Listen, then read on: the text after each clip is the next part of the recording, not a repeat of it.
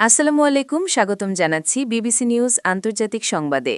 শুরুতেই সংবাদ শিরোনাম, এরপর বিস্তারিত।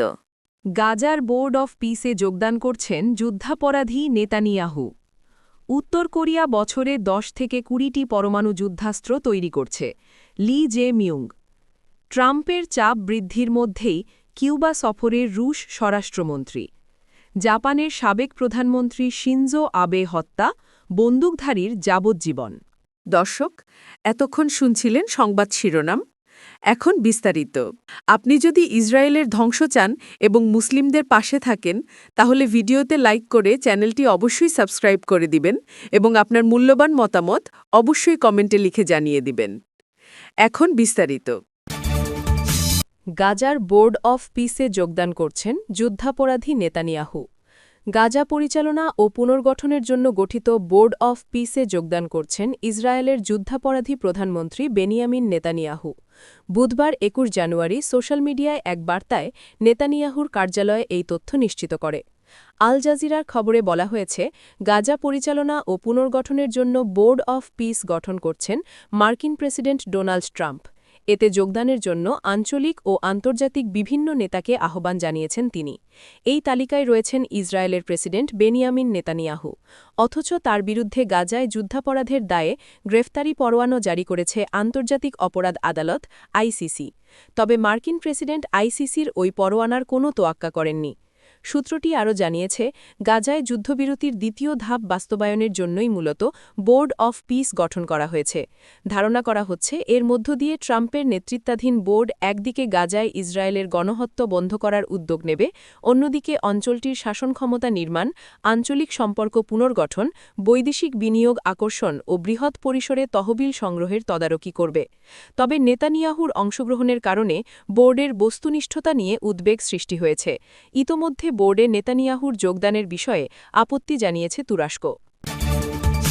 উত্তর কোরিয়া বছরে 10 থেকে 20টি পরমাণু যুদ্ধাস্ত্র তৈরি করছে, লি জে মিউং। দক্ষিণ কোরিয়ার প্রেসিডেন্ট লি জে মিউং বুধবার বলেছেন, উত্তর কোরিয়া প্রতি বছর 20টি পরমাণু যুদ্ধাস্ত্র তৈরি করার জন্য পর্যাপ্ত পরমাণু উপকরণ তৈরি করছে। লি নতুন বছরের সংবাদ সম্মেলনে সাংবাদিকদের বলেন, প্রতি বছর 10টি থেকে 20টি পরমাণু অস্ত্র তৈরি করার জন্য যথেষ্ট পরমাণু উপাদান উত্তর কোরিয়ায় উৎপাদিত হচ্ছে। লি আরও বলেন, উত্তর কোরিয়া উত্তর আমেরিকায় মূল ভূখণ্ডে আঘাত হানার লক্ষ্যে তাদের দূরপাল্লার ব্যালিস্টিক ক্ষেপণাস্ত্রের প্রযুক্তি উন্নত করছে। তিনি বলেন, কোনো এক সময় উত্তর কোরিয়া সেই পরমাণু অস্ত্রাগার নিরাপদ করতে সক্ষম হবে যা তারা মনে করে তাদের শাসন ব্যবস্থা টিকিয়ে রাখার জন্য প্রয়োজন। দক্ষিণ কোরিয়ার প্রেসিডেন্ট আরও বলেন, উত্তর কোরিয়ার অস্ত্রাগার নিরাপদ থাকার পাশাপাশি তাদের আন্তঃমহাদেশীয় ব্যালিস্টিক ক্ষেপণাস্ত্র আইসিবিএম সক্ষমতাও থাকবে, যা কেবল যুক্তরাষ্ট্রকেই নয় বরং গোটা বিশ্বকেও হুমকির মুখে ফেলতে পারে।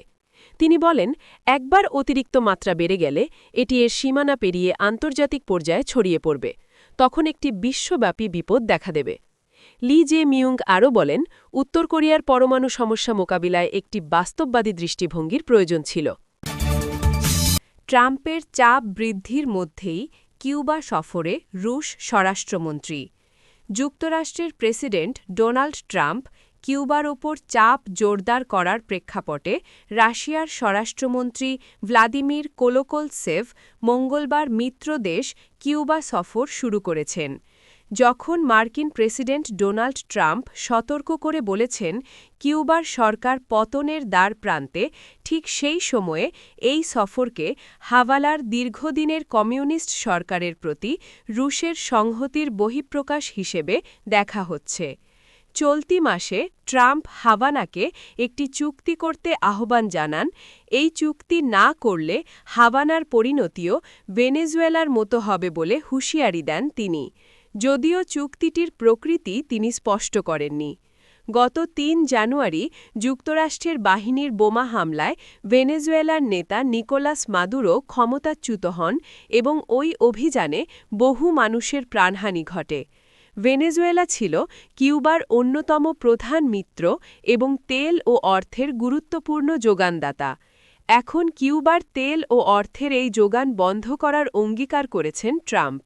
কিউবায় পৌঁছে রুশ রাষ্ট্রীয় টেলিভিশন রশিয়া 1কে কোলোকলসেভ বলেন, ভেনেজুয়েলার বিরুদ্ধে যুক্তরাষ্ট্রের এই পদক্ষেপকে আমরা কোনো উস্কানি ছাড়াই সশস্ত্র আগ্রাসন হিসেবে দেখি।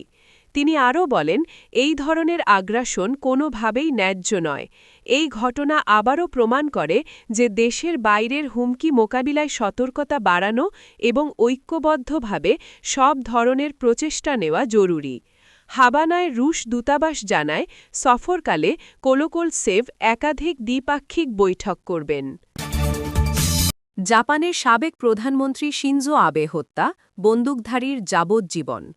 ৩ বছরেরও বেশি সময় পর জাপানের প্রাক্তন প্রধানমন্ত্রী শিনজো আবে হত্যার ঘটনায় অভিযুক্ত বন্দুকধারী তেতসুয়া ইয়ামাগামিকে বুধবার দোষী সাব্যস্ত করে যাবজ্জীবন কারাদণ্ড প্রদান করা হয়েছে। এই হত্যাকাণ্ড বিশ্বকে চমকে দিয়েছিল। ঘটনাটি এমন একটি দেশে বড় ধরনের বন্দুক সহিংসতার অভিজ্ঞতা কম থাকার কারণে তা গভীর প্রতিধ্বনি সৃষ্টি করেছিল এবং প্রখ্যাত সংরক্ষণশীল আইন প্রণেতাদের সাথে এক রহস্যময় সেক্ট ইউনিফিকেশন চার্চের সম্ভাব্য সম্পর্ক নিয়ে তদন্ত শুরু করেছিল। নারা থেকে এএফপি জানায়, নারা শহরের এক আদালতে দণ্ড ঘোষণার সময় বিচারক শিনিচি তানাকা বলেন, ৪৫ বছর বয়সী ইয়ামাগামি আবে শ্যুট করার জন্য প্রস্তুত ও সংকল্পবদ্ধ ছিলেন। তিনি উল্লেখ করেন, তিনি আবের পেছন থেকে শ্যুট করেছিলেন। যখন আবে সবচেয়ে কম প্রত্যাশা করছিলেন তখনই এটি করেছিলেন, যা তার কর্মকাণ্ডকে নিন্দনীয় এবং অত্যন্ত দুশ্চরিত্রপূর্ণ হিসেবে নির্দেশ করে। বুধবার সকালে আদালতের টিকিটের জন্য মানুষ দীর্ঘ লাইন গঠন করেছিল, যা মামলার প্রতি তীব্র জনসাধারণের আগ্রহ প্রদর্শন করে। ইয়ামাগামিকে হত্যার পাশাপাশি আগ্নেয়াস্ত্র নিয়ন্ত্রণ আইন লঙ্ঘনের অভিযোগেও মুখোমুখি হতে হয়েছে।